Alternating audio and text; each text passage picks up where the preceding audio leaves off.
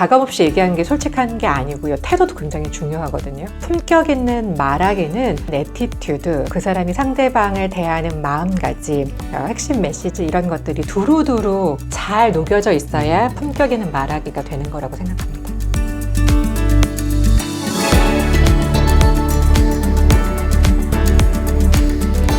안녕하세요. 반갑습니다.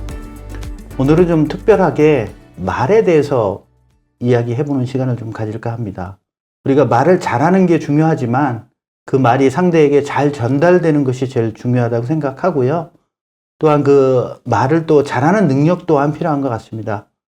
오늘은 우한 스피치라는 회사를 운영하고 계시고요.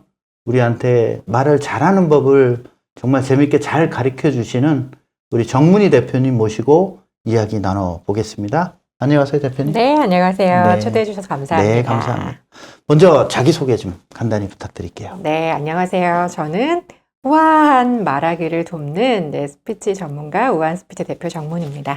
우한 스피치에서는 스피치를 말하는 걸 잘하는 방법에 대해서도 코칭을 해드리고 있고요. 그리고 좋은 목소리를 만들기 위한 보이스 트레이닝도 도와드리고 있습니다.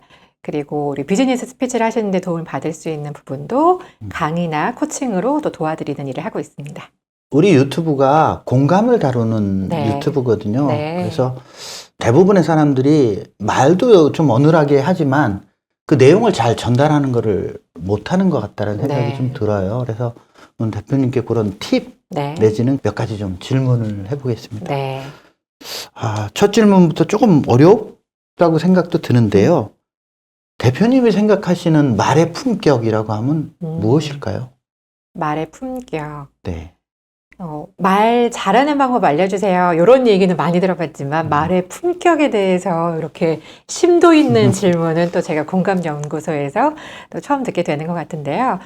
말의 품격, 그리고 품격 있는 말하기는 저는 말의 내용은 물론이고 그 사람이 전달하는 애티튜드, 그리고 그 사람이 상대방을 대하는 마음가짐, 그리고 그 사람이 전달하고 싶어 하는 핵심 메시지 이런 것들이 두루두루 버무려져 있는 게 저는 말의 품격이라는 생각이 들고 그리고 내가 상대방을 어떻게 위하는 마음으로 이야기하는지가 잘 녹여져 있어야 품격 있는 말하기가 되는 거라고 생각합니다.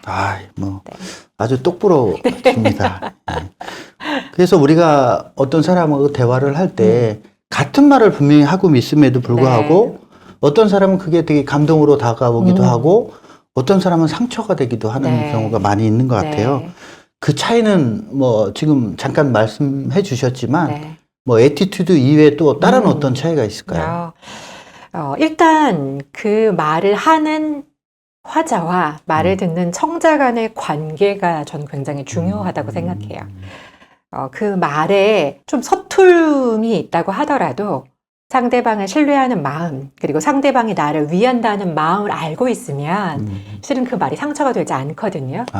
그런데 둘 사이의 관계에 신뢰가 없거나 하게 되면 상대방이 좋은 의도로 얘기하는 것 같아도 상처가 될 수 있고요. 그리고 그게 좋은 의도인지도 모를 때가 있습니다. 상대방을 위하는 말이지만 실은 내가 드러나기를 바라는 말이 될 수도 있거든요. 왜 멘토로 생각하시는 분들이 따끔하게 얘기해도 나를 위한 얘기야 라고 생각이 들 수도 있고요. 상대방이 나의 상황을 잘 모르는데 친절하게 표현한다고 해도 그게 위로가 되기보다는 참견이고 상처처럼 이야기가 될 수도 있거든요. 그래서 두 분 사이에 그런 관계가 굉장히 중요하다는 생각이 듭니다. 신뢰적인 부분이 그럼요. 상당히 중요하네요. 네.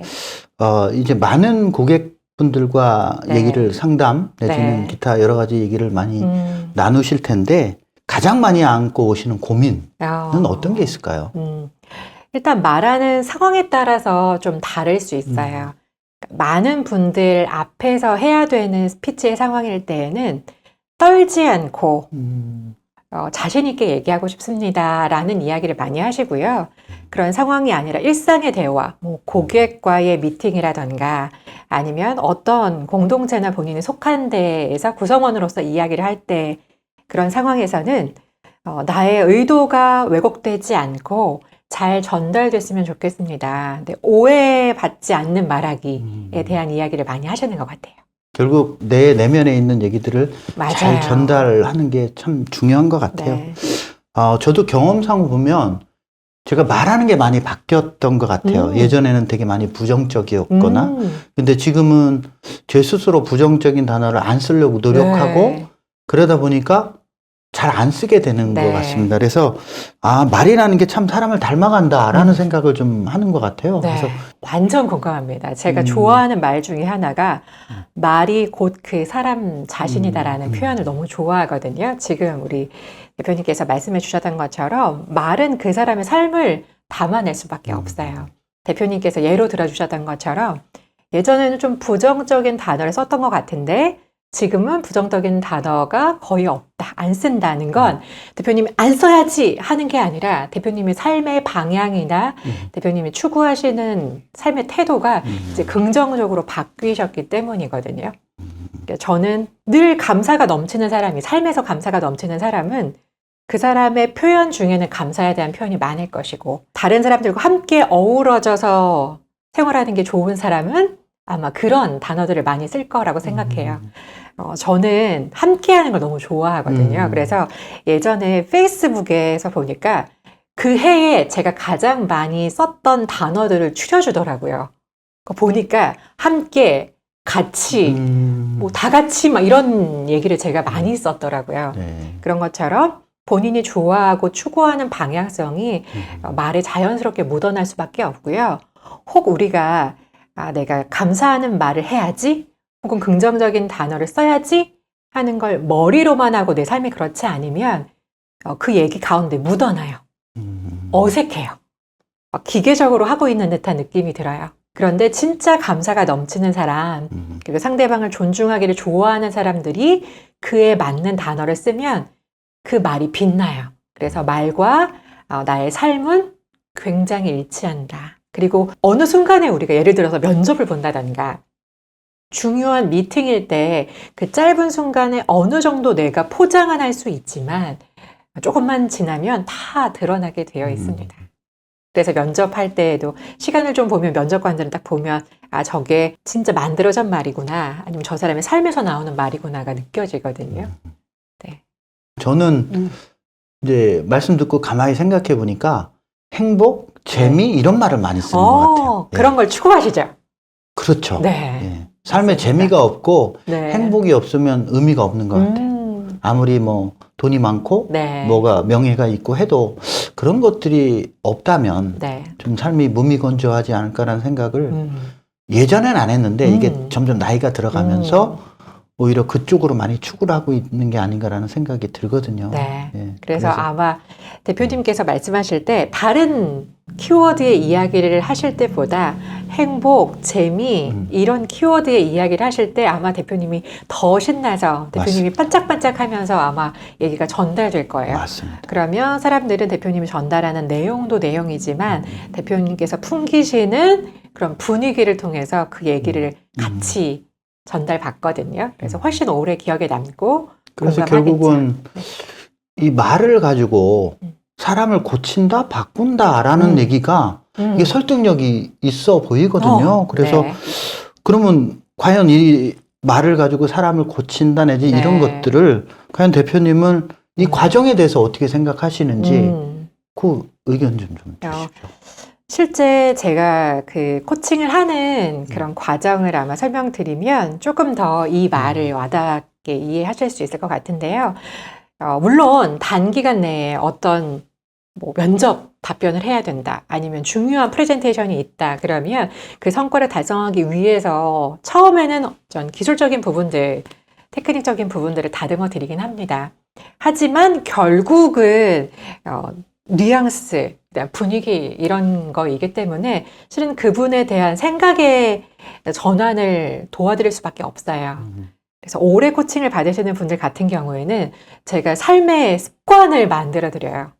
책 읽기부터, 그리고 평소에 감사의 일기를 쓰는 것부터, 그리고 주변에 감사에 전하는 것부터 해서 실은 그런 게 다 돼야지 평소에 말하기라든가 중요한 순간의 스피치도 자연스럽게 묻어날 수 있는 거거든요. 그래서 코칭을 하다 보면 그분의 삶에 깊숙이 그럴 수밖에 네, 없을 이렇게 것 같아요. 네, 좀 관심을 갖게 되더라고요. 그러니까 결국에는 그 과정을 통해서 네. 인생이 바뀌고 네. 마음가짐이 바뀌다 보면 네. 또 말이 바뀌고 이게 네. 선순환 구조로 이용이 돼서 네. 그 사람의 인생이 바뀌는 것 같아요. 네. 그래서 분명히 이런 분이 있었을 것 같아요. 네. 실사례를 좀 하나 알려주세요. 정말 많습니다. 뭐한 분은 꼽기 어려울 만큼 처음에는 단순히 뭐 목소리가 좋아지기 위해서 단순히 고객분들에게 설득력 있는 말하기를 하기 위해서 오셨어요. 그런데 저는 그분의 목적을 일단 잘 먼저 이해하는 게 중요하기 때문에 사전에 이야기를 좀 많이 나눕니다. 코칭이나 과정 들어가기 전에. 그러면 그분의 1차적인 목표도 있지만 실은 그 목표를 달성하기 위해서 그분이 바뀌어져야 되는 부분들을 좀 많이 도와드려요.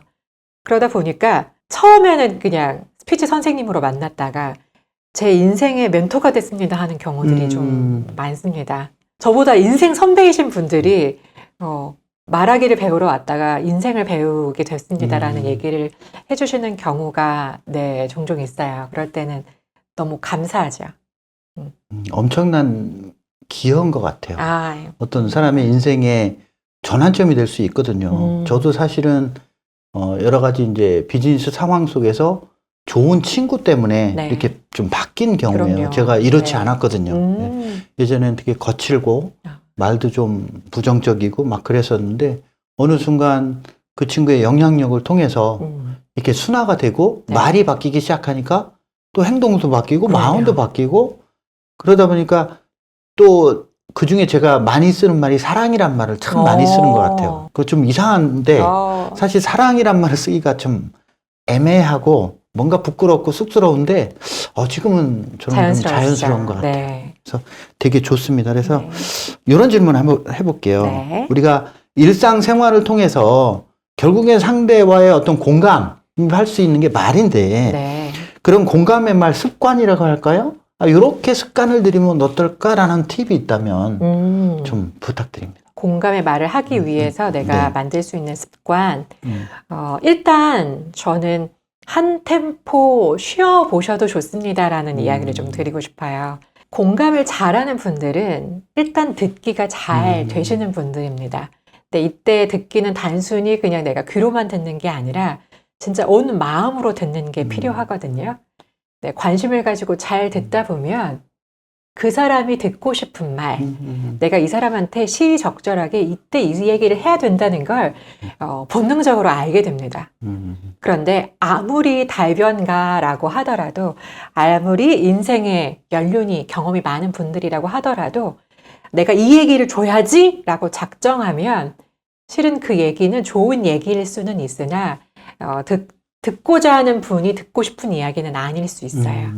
그럴 수 그래서 네 하고 예의상 네, 감사합니다 하지만 귓등으로 안 듣는 이야기가 될 수 있거든요. 하지만 내가 달변가가 아니고 조금 어눌하다 하더라도 관심을 가지고 마음을 다해서 듣고 저 사람이 이런 부분에 어려움이 있을 것 같아.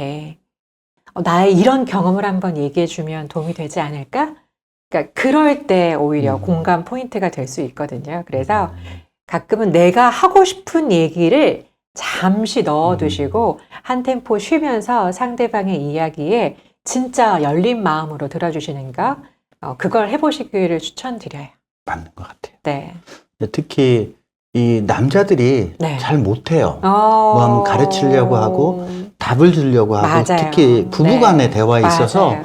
그 부분이 너무 많아서 싸우기도 하고 네. 해결이 안 되는 부분이 사실 네. 많아서 좀 아쉽기는 합니다만 네. 어쨌든 그런 거를 계속 연습하고 습관화하다 보면 네. 어느 순간에 또 저도 모르게 네. 내가 왜 이러고 있지? 하는 그런 것도 있는 것 같습니다. 맞아요. 예. 아마 그때 솔직함이 그냥 내가 생각하는 바를 그냥 가감없이 얘기하는 게 솔직한 게 아니고요. 태도도 굉장히 중요하거든요. 그래서 나의 의도가 왜곡되지 않은 솔직한 표현이 되려면 정말 잘 준비된 애티튜드로서 전달하는 거. 우리 가까운 사람일 때는 우리 애티튜드 신경 안 쓰시잖아요. 그렇죠. 네, 그래서 그런 부분들 많이 말씀드립니다. 예, 하여튼 짧은 시간이지만 뭐 인생에 도움되는 말들이 너무도 많은 것 같아요. 아닙니다. 오늘 감사합니다. 정말 모시기 너무 잘했고요. 네. 마지막으로 이 영상을 보고 있는 분들께 네. 오늘부터 이렇게 좀 말씀해 보세요. 네. 뭐 이런 것 좀 몇 가지 좀 네. 이야기해 주시죠. 네.